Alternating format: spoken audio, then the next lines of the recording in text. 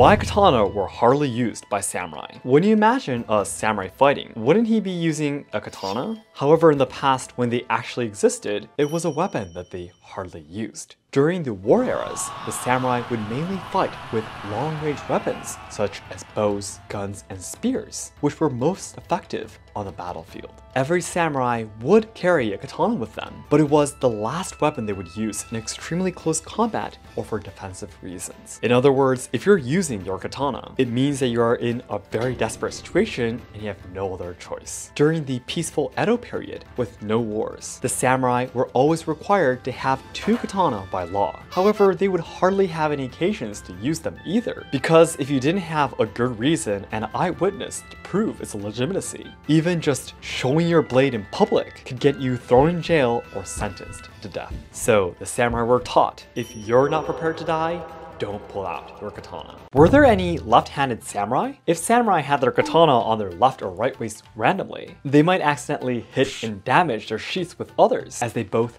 pass by. Because in Japan, we walk and drive on the left side of the road, samurai were all forced to be right-handed and to keep their katana on their left waist to avoid trouble. However, there are some samurai who could have been left-handed, according to historical records and pictures of them. Miyamoto Musashi, one of the most well-known swordsmen in Japanese history, who wrote Gorin no Sho, the Book of Five Rings. Saito Hajime, the captain of the 3rd squad of Shinsengumi, who is called the Invincible Sword. The reason why there are no accurate records is because being left-handed was considered a physical dysfunction. However, in terms of swinging katana, your left hand gives the swinging power and your right hand controls the blade. So once you get used to it, left-handed people actually have a big advantage. Why did samurai wives put makeup on decapitated heads? It's a very cruel and scary story. But during the turbulent Sengoku War period, the samurai would cut the heads of the enemies off and bring them back home to their leaders. This was to prove that they actually defeated them, so they could get a reward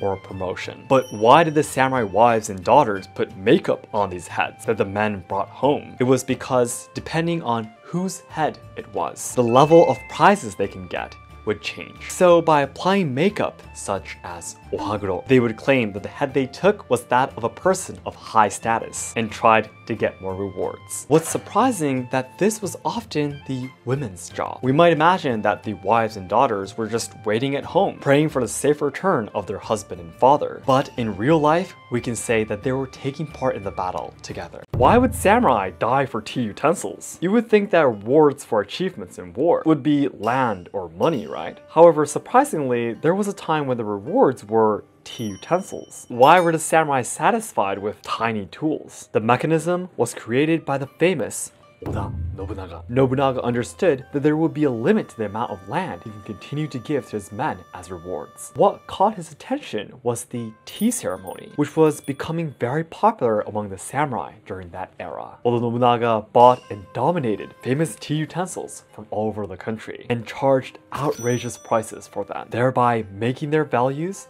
overwhelming. He also elevated the value of tea ceremonies by giving only a limited amount of people the authority to hold them. So for the samurai, owning famous utensils became a social status. Thus, samurai risked their lives to fight for the right to hold tea ceremonies, and some even lost their lives defending their tea utensils. Why did samurai raise sunflowers and goldfish? The Edo period lasted for more than 250 years, and there were hardly any wars during this time. Such a miracle was possible thanks to the Tokugawa shogunate's many clever political measures. One of the measures were to clearly divide people by classes to keep them in their place. The samurai class was in the highest rank, but they were actually kept very poor so that they would not gain too much power and possibly start any rebellions. Especially for the low rankers of the samurai class, there was no way for them to make a living but to do side businesses. 1. Teaching reading, writing, and arithmetic to the commoners. 2. Making paper umbrellas. 3. Raising crickets. 4. Raising goldfish. 5.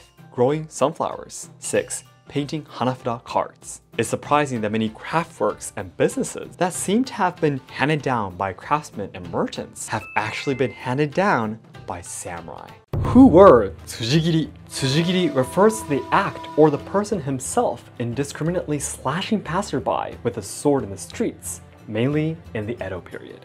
Tsujigiri has been seen since the Middle Ages, but it was especially frequent from the Sengoku War era to the early Edo period, and during the end of the Edo period when the country was in turmoil.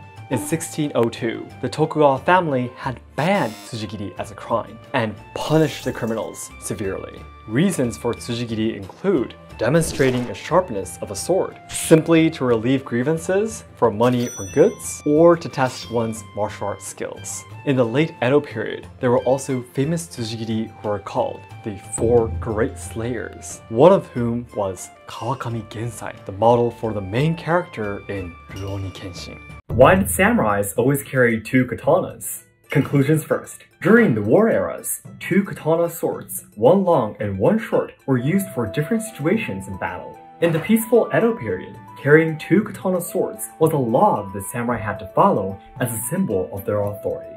The culture of carrying two katanas started from the time when samurais were fighting duels on horseback during the Heian period. They carried one longer katana and one shorter katana for close combat.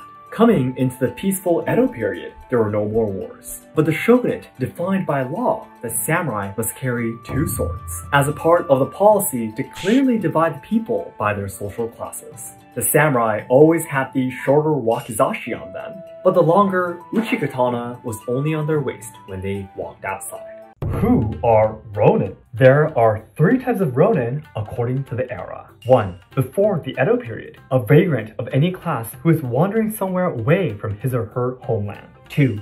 Edo period, a formal samurai who has left his clan or lost his lord. 3. Today, students who have failed past the entry exams for universities or jobs. Before the Edo period, Ronin represented any vagrant who was wandering somewhere away from their homelands after losing their jobs. However, after the Edo period, the government strictly divided Japan into clans to keep the people under complete control and prohibited the samurai from randomly changing their lords. So, a samurai becoming a Ronin meant that you are a criminal that was kicked out of or ran from your clan, or someone who unfortunately lost their lords. Today, we call certain students Ronin, who are studying, preparing after failing exam to enter university or find a job. In a way, they are considered a modern wanderer. What are the differences between Harakiri and Seppuku? Conclusions first. The three main differences between Harakiri and Seppuku are: 1. Written differently in Japanese. 2. Where it's used. 3. How it's performed. Harakiri is written like this, which means stomach cutting, while Seppuku is written like this, which means cutting stomach. While the Oxford English Dictionary has the word harakiri in it, in Japan we use seppuku more often. Some say that harakiri was an informal style of cutting your stomach on the battlefield, and seppuku was the ritual death penalty practiced during the Edo period. Just remember, when you talk with Japanese people, seppuku is a more natural way of saying it.